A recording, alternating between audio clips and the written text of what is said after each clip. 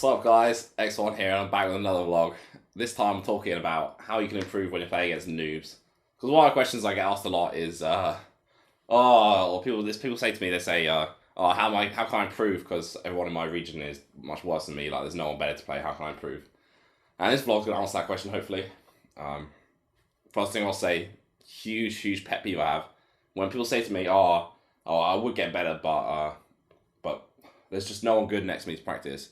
And then I'm playing them, and then they'll just like drop a chain grab on me, and I'm just like, are you serious? Like, you can't even do your bread and butter combos, you know? Like, this chain grabbing, your bread and butter combos, this is stuff you'd have down versus CPUs. So like, if you can't even get those down, then don't complain to me about like, how you haven't got anyone to practice against, because there's things you can be practicing against literally a CPU, and like, once you got that down, that's like the first thing you need to do. You can do that against CPUs and against noobs.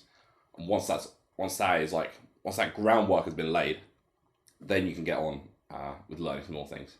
So yeah, you can ask yourself, is my punish game perfect? Am I getting 0 to deaths every time that I could have got 0 to death? And if the answer is no, then straight away there's something you can learn from noobs there. So, but beyond that, beyond the bread and butter, beyond the simple textbook stuff like chain grabs, there's still a lot you can learn from playing people lower skill level than you.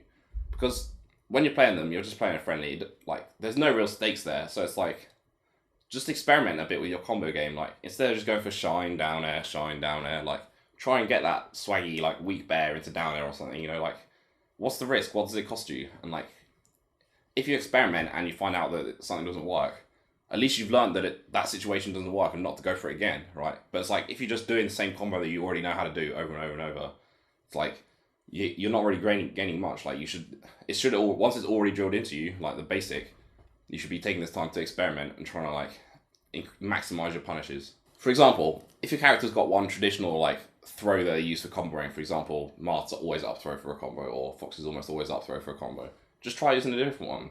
So if you manage to F-throw, F-smash your friend in Fox Dittos, obviously that's not something that's going to work all the time or people who DI correctly, but it's just another DI mix-up that you've just learned about that you didn't know before. And these are things that you can add into your arsenal. Another huge side to playing against noobs is that you have so much more time to think, basically. You have like a mental availability. You aren't really needing to make difficult decisions all the time. Your brain isn't stuck like in like a fierce mental battle against your opponent because you're outclassing them, which frees up your mind to think about other things. So, for example, you can think instead, how am I going to beat this person? You think, what can I learn from this person? How can I set a situation so that I can actually improve from this game? And you can just look at yourself in the first place. For example, if there's some tech skill that you've got down in your bedroom, but you're having trouble learning in the case of an actual game, for example, shield dropping, just go to the platform all the time. You know, it doesn't cost you anything to go there. Yeah, it's not a good thing in terms of winning the game, but your goal isn't to win the game. Your goal is to improve. So if you're going to the platform and forcing them to hit your shield so you can learn how to shield drop after the timing, that's exactly what you want to do. Or for example, if you know that you can always recover by doing a quick double jump and then side being back on, that's one thing, but that's not teaching you anything, you know? You're not learning anything from that. Perhaps if you intentionally drop down and were forced to ledge tech in order to live, like, now you have an opportunity to practice your ledge teching, and you didn't have that before. With a lot of these technical parts of the game, for example, shield dropping, or say it's wave dashing out of shield, these are things that you really want to be able to do in a real game, because there's a different timing from when you're just doing it on your own.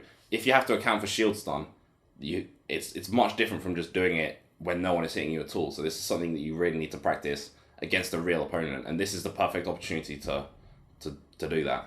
And it's not just punish game that you can improve when you're playing against a noob. You could definitely learn things in your neutral game as well. What I think you should do if you want to try and improve your neutral game versus noobs is just go into the first 2 or 3 games and just really look and just try and see how you're getting your openings. And what you'll probably find is you're relying on a few simple tricks in order to get in. For example, when I'm playing against people, a lot of what I notice is just I shoot them with Falco lasers, then they get flustered and overwhelmed, and then I get a free aerial. And it's like, if I just do this 4 times and then I win the game, it's like I haven't really learned anything. So what you can do, just ban yourself from using that broken thing. Ban yourself from using the Falco lasers. Or say it's crouch cancelling, or like waiting, just camping shield until they do an unsafe aerial so you can grab. It's like, yeah, you can do this over and over and over again, but just find out what it is that's allowing you to get your openings each time. And just say, I'm not going to do that. And now, in your next friendlies, you're going to have to actually find new ways to get in. What you got to realize is, if you're getting your openings by literally just holding down or holding shield, then you're not learning anything at all. Like, you're just relying on a crutch, and if you remove that crutch, you'll be forced to really think about the game and engage with it and find new ways to get openings against your opponent. I've spoken a lot about what your goals should be when you're playing in friendlies and how your goal should be to improve, which is a good overarching goal. But in the instance of the friendly, you need to have specific things you're going to work towards. And what I suggest, you work towards trying to four-stock your opponent.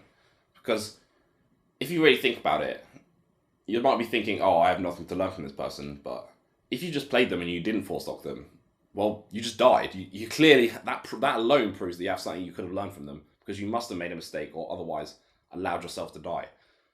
So, say that's just a little tech flub. Maybe you can't fix that immediately. Maybe you need to go back to your bedroom, but you can at least write it down.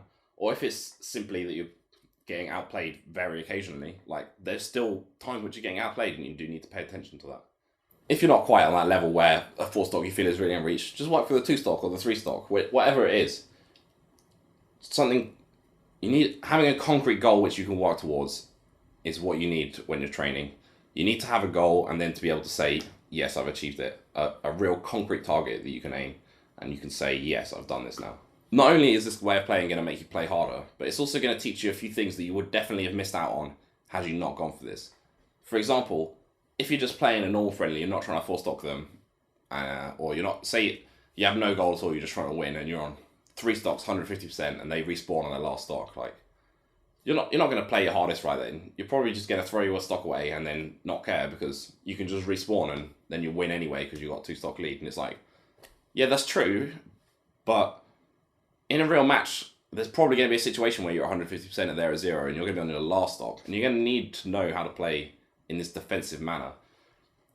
A lot of times in friendlies, people don't make the most of their high percent, and it's like, if you once you're at 150, play defensively, camp in your shield, learn how to make use of the limited options, because this is something you basically are never practicing in friendlies. So when it comes to the stage and you have to actually do this, it's going to be completely alien to you, and it's like, that needs to be in your comfort zone just as much as playing when you're on 0%. It can be easy to say to yourself, oh, well, I'll just win this friendly anyway, it doesn't matter, but it's like, why do you care if you win the friendly? What's the point? Like, you've whooped this guy like probably the last 50 games.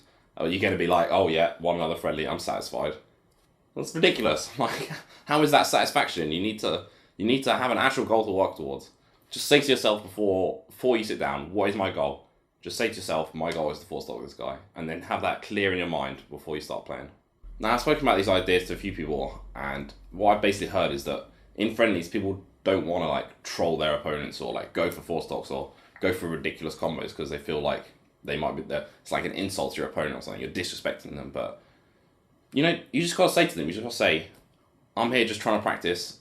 I want to practice my combo game, or I want to practice my defensive game. You know, it's a completely reasonable thing to say, and if you just say this to them honestly and open up a conversation, like, no one's gonna have an issue with that. All right, guys, thanks for watching. Hope you liked it. Please leave a comment, like, and subscribe.